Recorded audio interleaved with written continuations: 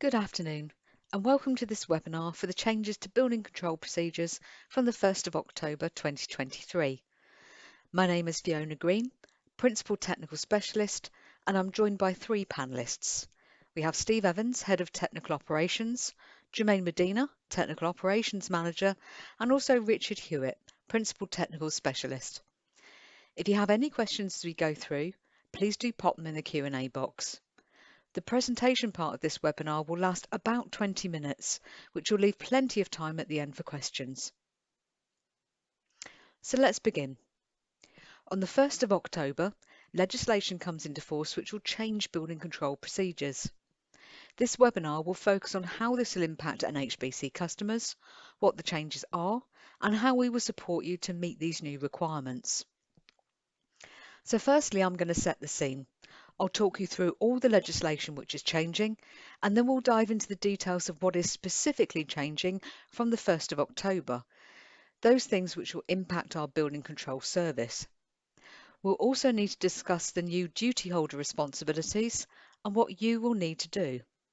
There'll be some new NHBC processes, and I'll show you how we will support you with those changes at key stages of pre-commencement, commencement and completion. There are transitional arrangements as some of the new legislation, and I'll cover how that works. Once we've considered the changes and new processes, we also need to touch on what happens when approved inspectors become registered building control approvers under the new building safety regulator. I'll also cover the building control changes to higher risk buildings, and finally a brief overview of the new responsible actors scheme. We'll start with what is changing. The government has published documents with the purpose of implementing the new regime for high-risk buildings and regulation of the building control profession. Firstly, the Building Regulations, etc. Amendment England Regulations 2023. This includes new duty holder responsibilities, which are enforceable offences if they are not followed. And secondly, the Building Safety Act 2022, Consequential Amendments, etc. Regulations 2023. There are new pieces of legislation for England for higher risk buildings, which will directly support the new regime for HRBs. And finally, the Building Approved Inspector, etc. and Review of Decisions Regulations 2023, which are coming into force on the 1st of October, and this will be an area of focus for the webinar. This makes changes to the Approved Inspector Regulations, which will have been made by the Building Safety Act. These regulations will have transitional arrangements until the 6th of April next year, and I'll give you more detail on that later on. As I mentioned earlier, the amendments to the building regulations introduces new duty holder responsibilities. But what do we mean by duty holder? This is an organisation or an individual, and would be the client, principal contractor and principal designer, or someone who is undertaking a combination of these roles, who must be competent for their role. So when do they have responsibilities? Firstly, Regulation 11-16D, Notification of Duty Holder. This applies where, in relation to any building work, the client appoints a principal contractor or sole contractor or a principal designer or sole or lead designer. The client needs to inform the approved inspector who the principal contractor and principal designer are, within 14 calendar days of them being appointed, and we will of course provide a pro forma for this purpose. Secondly, Regulation 12, Amendments to AI Regulation 18, Duty Holders. These are grounds to issue notice of contravention if there is doubt over duty holder competency. I'll cover the compliance declarations in more detail in the completion section. All of this means that from the 1st of October, there will be additional information we will need from you when you use our building control service. And I'm going to talk you through what that information is and how NHBC will support you. Changes to the approved inspector regulations means that additional information is needed along with your completed SNIN form at pre-commencement. You'll need to confirm the intended date of meeting the definition of commencement for each plot. To satisfy this notification, we will provide a pro forma, which needs to be filled out and submitted at the time of submitting the initial notice, or the initial notice will be rejected. There are new definitions of commencement for complex buildings, non-complex buildings, horizontal extensions, and any other building work. Let's take a look at what these are. A complex building means a building which is to be constructed on the same foundation, plinth or podium as any other building or structure, or a building which has more than one storey below ground level, or a building where its proposed use is primarily as a public building, where the public or a section of the public has access to the building, whether or not on payment, provided that the building has a capacity of 100 or more visitors. Work is to be regarded as commenced in relation to that building or the first stage of building work for that building when the foundations supporting the building and the structure of the lowest floor level of that building are completed, but not the other buildings or structures to be supported by those foundations. For non-complex buildings and a horizontal extension of a building, commencement is considered to be completion of the subsurface structure of the building extension. This includes all of the following stages: all foundations, basement levels if there are any, and the structure of ground floor level. For any other building work, work is regarded as commenced when the initial work is completed. The initial work in this situation amounts to 15% of all work described in the initial notice. You would need to tell us what the works are and also what, in your view, 15% of that would comprise. This statement needs to be included with your initial notice, otherwise it can be grounds for rejection by the local authority. But what if the work doesn't commence? If there is no commencement, then there have been changes around the lapse of initial notices. From the 1st of October 2023, there will be an automatic lapse of notice when the 3-year period has lapsed. The definition of commencement for this will be in line with the new definitions and is based on plot starts. From the 6th of April 2024, sites registered prior to the 1st of October 2023 that have not commenced will be subject to automatic lapse of notice when the 3-year period has lapsed. Commencement, again, will be in line with the new definitions and based on plot starts. There will be a new process for builders to give NHBC notice before starting work, and also further notice when work is commenced. We are currently developing IT solutions which will enable you to notify NHBC via the portal.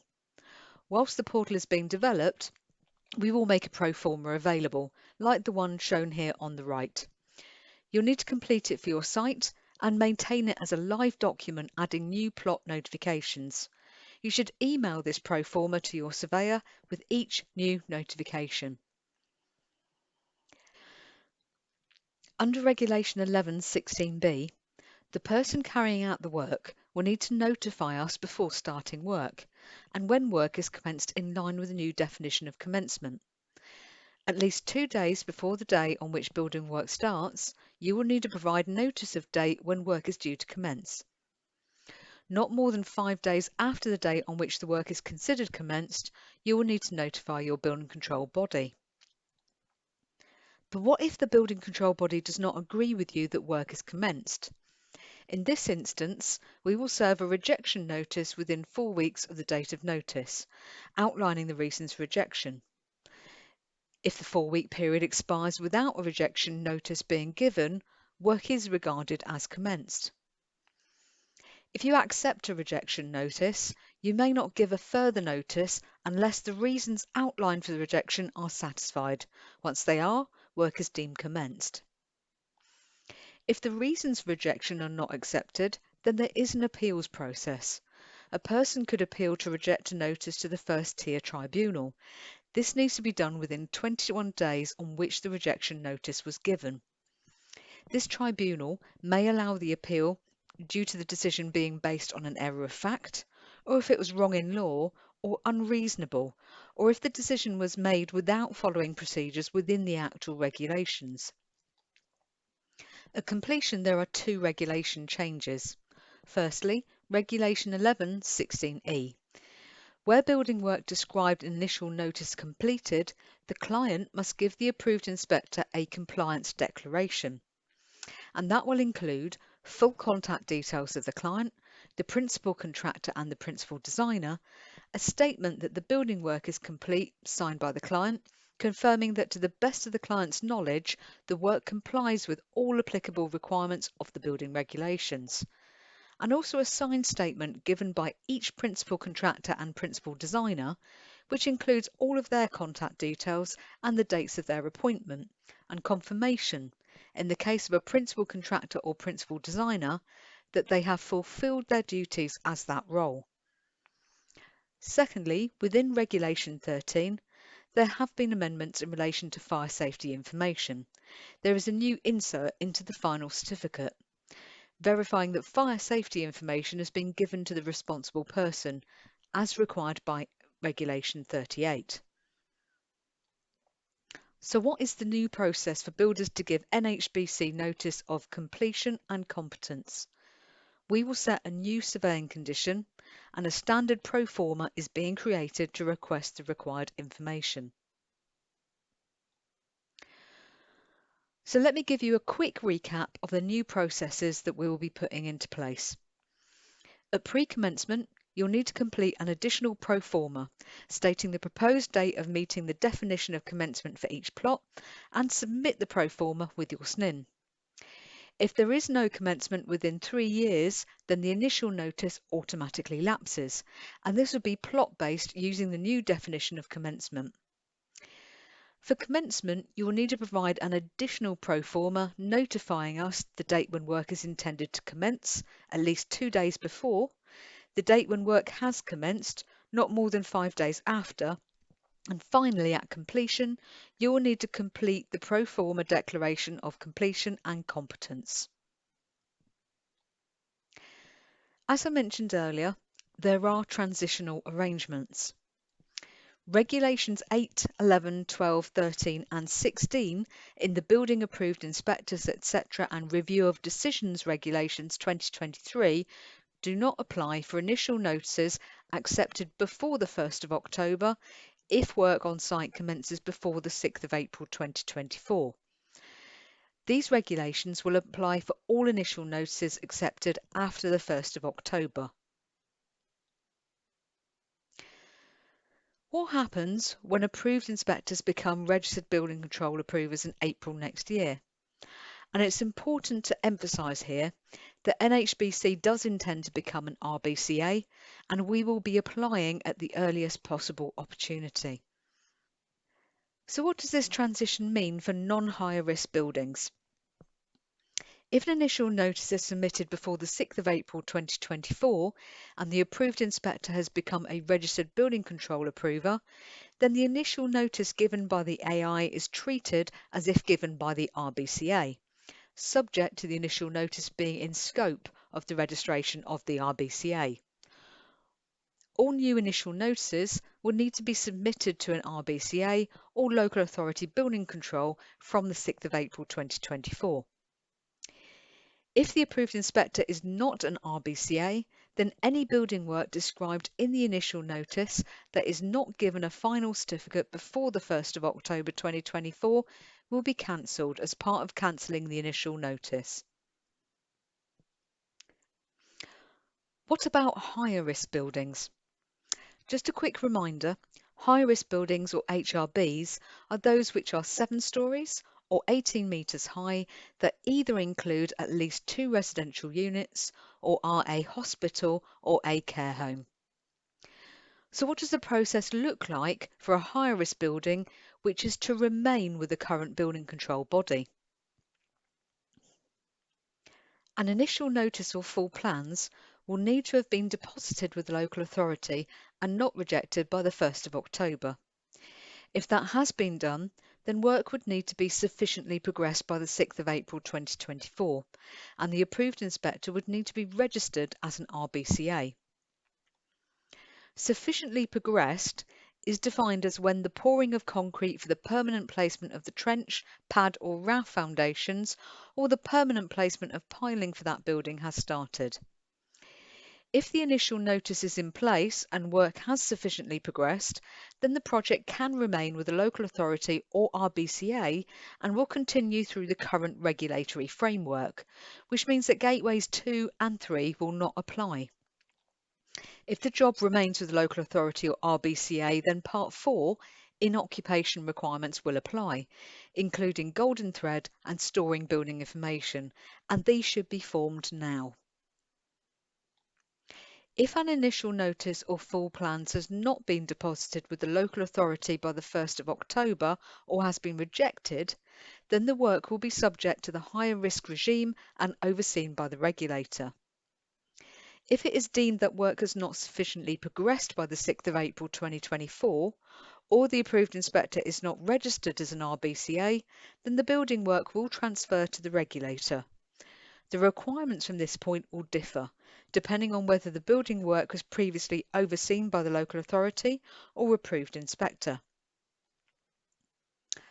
So in summary, from the 1st of October 2023, NHBC will not be able to accept SNIN forms which include HRBs. If the building is an HRB, then NHBC Customer Services will contact you to discuss removing the HRB from the initial notice or reject the whole initial notice. And this is because any initial notices which include an HRB issued by NHBC to a local authority will be granted rejection. Any HRB work remaining with the NHBC will require a final certificate to be issued to allow occupation of the building. And finally, the Building Safety Responsible Actors Scheme and Prohibitions Regulations 2023 was launched in July. Major house builders and developers will be invited to join the scheme from mid-September and will be required to pledge to repair life-critical fire safety defects in residential buildings over 11 metres. Builders and developers who do not join the scheme or are removed from the scheme in future will be placed on a prohibited list. Those prohibited builders and developers will be unable to gain building control approval to start work, including through initial notices, as well as not gaining completion or final certificates for completed work. NHBC warranty will also be withheld. It is likely that prohibitions will begin from November. Okay, so that brings us to the end of today's presentation. If you still have questions, this is the perfect time to feed them into the Q&A box to either answer now, if time permits, or failing that, we'll answer them and get back in contact with you. That just leaves me to say thank you all for attending. We really hope you found the session useful and informative.